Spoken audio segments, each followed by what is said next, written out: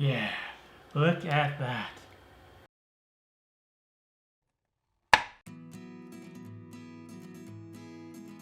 Let's make quick, no yeast cinnamon rolls. Add 2 1/4 cups of all-purpose flour, 2 tablespoons of granulated sugar, 1 tablespoon of baking powder, and 1 teaspoon of salt, and then whisk until well combined. Next, add 6 tablespoons of cold, cubed, unsalted butter. Use a pastry blender and mix the butter in with the dry ingredients. You may also use a fork or a food processor if you like. Add 3/4 cup of cold milk and stir that in with a spoon until a dough forms. Flour your table or counter and pour the dough out. Knead the dough for 2 to 3 minutes.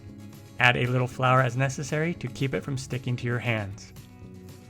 For the filling, add 1/3 cup of brown sugar and 1/3 cup of white sugar and give it a mix.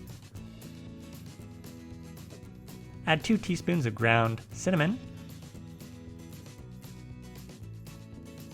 1/4 cup of softened butter, and 1 teaspoon of vanilla extract and give it a mix until a paste forms. Again, flour your work surface and then roll out the dough into a long rectangle that is about 1/4 inch or so thick. Evenly distribute the filling and then spread it on so it covers the top.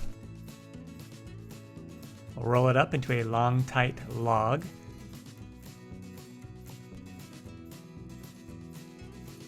Then cut the rolls either by using the floss method or by using a knife.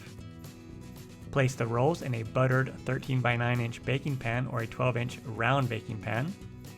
Bake at 375 Fahrenheit or 190 Celsius for 23 to 28 minutes until golden brown on top. For the glaze, add 1 cup of powdered sugar, 3 tablespoons of melted butter, and 1 tablespoon of milk, and mix.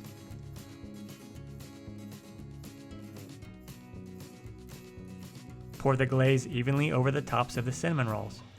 You can make a cream cheese frosting instead if you like. Use a knife or a cake server to get the rolls out of the pan and serve them.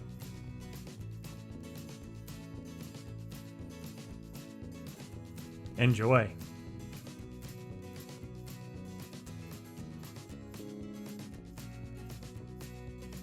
Find the recipe on my website, inthekitchenwithmatt.com.